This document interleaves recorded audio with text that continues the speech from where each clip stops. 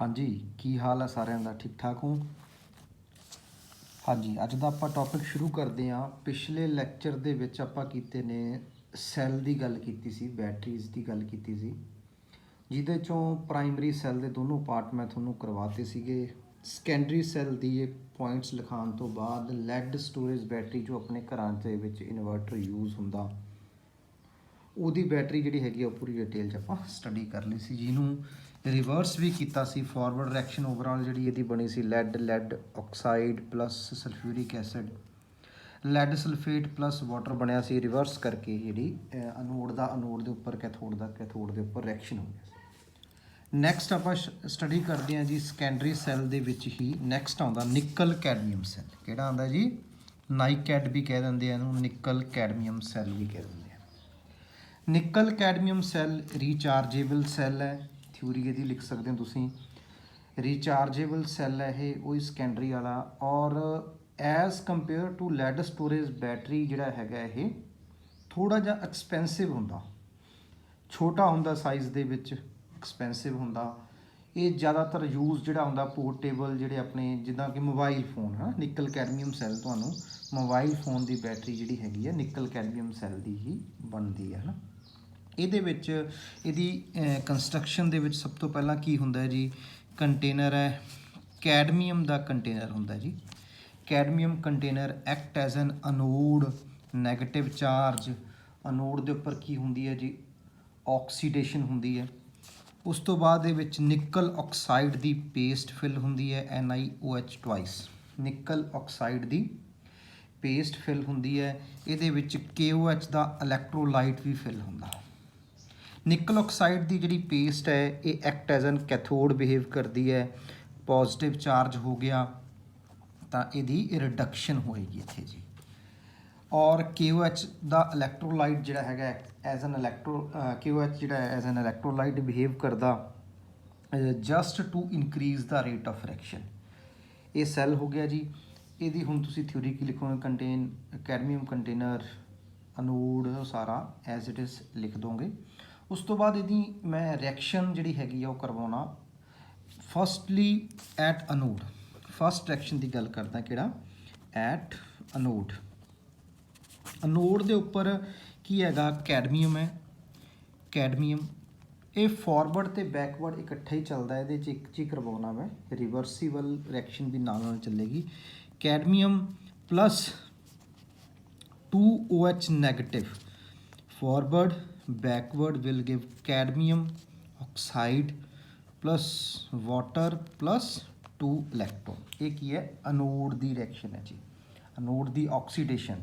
ਕੈਡਮੀਅਮ addition of oxygen, cadmium oxide oxidation ਹੋ ਗਈ ਜੀ। ਦੂਸਰੀ ਮੈਂ ਗੱਲ ਕਰਦਾ ਫਾਰਵਰਡ ਅਤੇ ਬੈਕਵਰਡ ਆ। ਦੂਸਰੀ ਮੈਂ ਗੱਲ ਕਰਦਾ ਕਿਹੜੀ?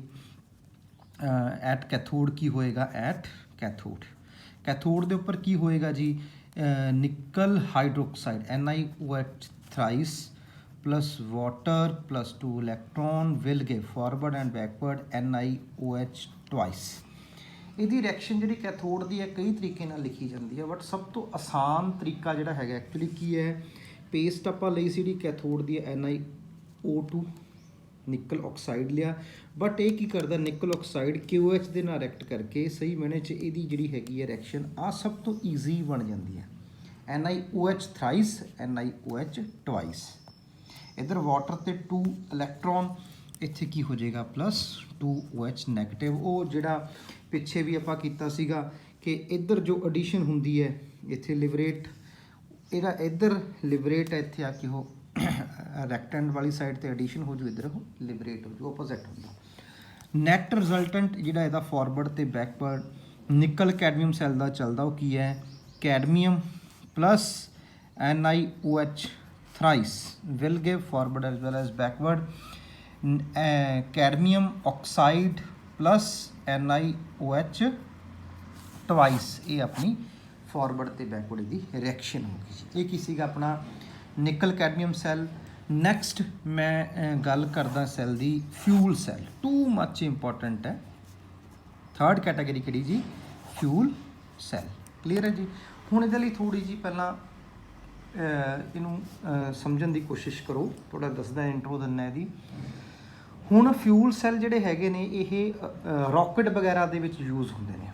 ਰੌਕਟ ਵਗੈਰਾ ਦੇ ਵਿੱਚ ਯੂਜ਼ ਹੋਣ ਦਾ ਕਾਰਨ ਕੀ ਹੈ, ਕਿਉਂਕਿ ਆਪਾਂ ਨੂੰ ਜਦੋਂ ਬਹੁਤ ਜ਼ਿਆਦਾ ਹਾਈ ਅਮਾਊਂਟ ਦੇ ਵਿੱਚ એનર્ਜੀ ਚਾਹੀਦੀ ਹੋਵੇ, ਜਦੋਂ ਜਿਹੜੀ એનર્ਜੀ ਚਾਹੀਦੀ ਔਰ ਉਹ ਕੰਟੀਨਿਊਸਲੀ ਉਸੇ ਲੈਵਲ ਦੀ ਚਾਹੀਦੀ ਹੋਵੇ, ਮਤਲਬ ਕਹਿਣ ਦਾ ਭਾਵ ਵਿਦ ਟਾਈਮ ਡਿਕਰੀਜ਼ ਨਹੀਂ ਚਾਹੀਦੀ ਆਪਾਂ ਨੂੰ। ਕਿਉਂਕਿ ਹੁਣ ਜੇ ਰੌਕਟ ਦੀ એનર્ਜੀ ਸਟਾਰਟਿੰਗ 'ਚ ਜ਼ਿਆਦਾ ਹੈ, ਬਾਅਦ 'ਚ ਘਟਦੀ ਗਈ ਤਾਂ ਰੌਕਟ ਥੋੜ੍ਹਾ ਟਾਈਮ ਹੀ ਉੱਪਰ ਜਾਊਗਾ, ਉਸ ਤੋਂ ਬਾਅਦ ਕੀ ਹੈ ਨਾ ਆਪਣੇ ਮਿਸ਼ਨ 'ਤੇ ਨਹੀਂ ਪਹੁੰਚੂਗਾ ਨਾ।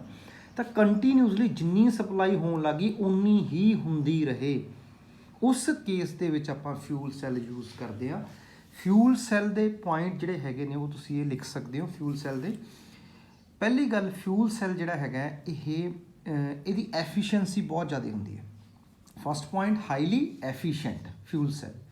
ਸੈਕੰਡ ਪੁਆਇੰਟ, ਇਹਦੀ ਜਿਹੜੀ ਵਰਕਿੰਗ ਹੈ ਪੋਲਿਊਸ਼ਨ ਫਰੀ ਹੈ। Second point is the pollution free.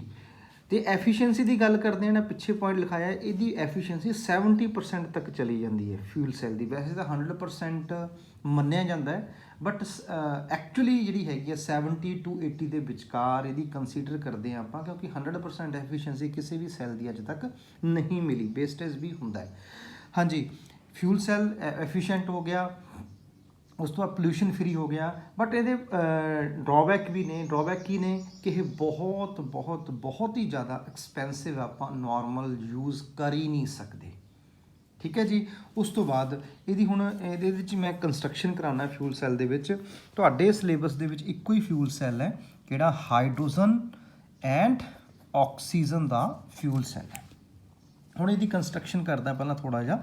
Light ਮੇਰੇ ਕੋਲ ਆ ਕੰਟੇਨਰ ਹੈ ਜੀ, ਕੀ ਹੈ ਜੀ, ਕੰਟੇਨਰ ਹੈ।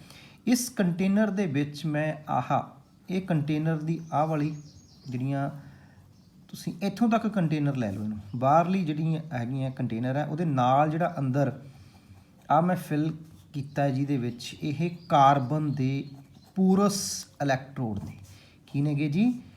ਕਾਰਬਨ ਦੇ ਪੂਰਸ ਇਲੈਕਟ੍ਰੋਡ ਨੇ, ਪੋਰਸ ਨੇ ਛੋਟੇ ਛੋਟੇ ਛੋਟੇ ਛੋਟੇ ਇਹਦੇ, ਕਾਰਬਨ ਦੇ ਪੋਰਸ ਇਲੈਕਟ੍ਰੋਡ। ਇਹਦੇ ਵਿੱਚ ਕੰਟੇਨਰ ਦੇ ਵਿੱਚ ਮੈਂ KOH ਦਾ ਇਲੈਕਟ੍ਰੋਲਾਈਟ ਜਿਹੜਾ ਹੈਗਾ ਉਹ ਫਿਲ ਕਰਤਾ। KOH ਦਾ ਇਲੈਕਟ੍ਰੋਲਾਈਟ ਫੰਕਸ਼ਨ, ਇਲੈਕਟ੍ਰੋਲਾਈਟ ਚਾਹੇ KOH ਪਾ ਲਓ NaOH ਪਾ ਲਓ, ਇਹਨਾਂ ਦਾ ਫੰਕਸ਼ਨ ਕੀ ਹੈ? ਰਿਐਕਸ਼ਨ ਨੂੰ ਜਸਟ ਇਨਕਰੀਜ਼ ਕਰਨਾ, just to increase the rate of reaction. KOH ਦਾ ਇਲੈਕਟ੍ਰੋਲਾਈਟ ਫਿਲ ਕਰਤਾ। ਹੁਣ ਆਪਾਂ ਕੀ ਕਰ ਰਹੇ ਹਾਂ, ਇਸ ਕੰਟੇਨਰ ਦੇ ਵਿੱਚ ਇੱਕ ਸਾਈਡ ਤੋਂ ਕੀ ਹੈ, ਹਾਈਡਰੋਜਨ ਗੈਸ ਬਬਲ ਕਰਵਾ ਰਹੇ ਹਾਂ। ਕੀ ਬਬਲ ਕਰਾ ਰਹੇ ਹਾਂ ਜੀ? ਹਾਈਡਰੋਜਨ ਗੈਸ ਬਬਲ ਕਰਾ ਰਹੇ ਹਾਂ।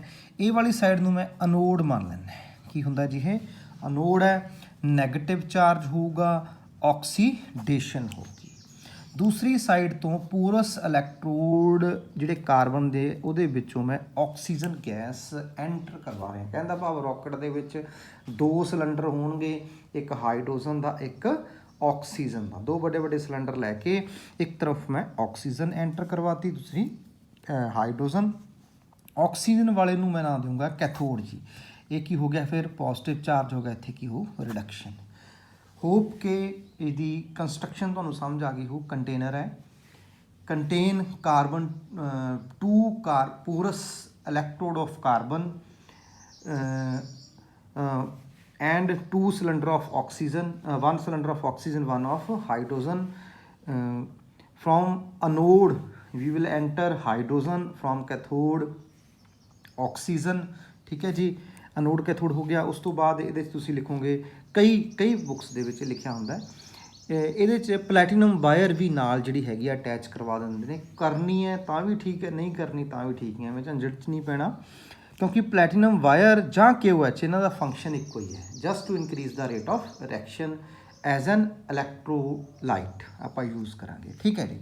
ਉਸ ਤੋਂ ਬਾਅਦ ਇਹਦਾ ਸੈੱਲ ਦਾ ਜਿਹੜਾ ਹੈਗਾ ਰਿਐਕਸ਼ਨ ਲਿਖਦੇ ਹਾਂ ਐਟ ਅਨੋਡ। ਅਨੋਡ ਦੇ ਉੱਪਰ ਕੀ ਹੋਊਗਾ ਇਹਦੇ ਵਿੱਚ? ਬੜਾ ਇੰਪੋਰਟੈਂਟ ਹੈ, ਸਮਝਿਓ। ਅਨੋਡ ਤੇ ਆਕਸੀਡੇਸ਼ਨ ਕੀ ਹੁੰਦਾ ਹੈ?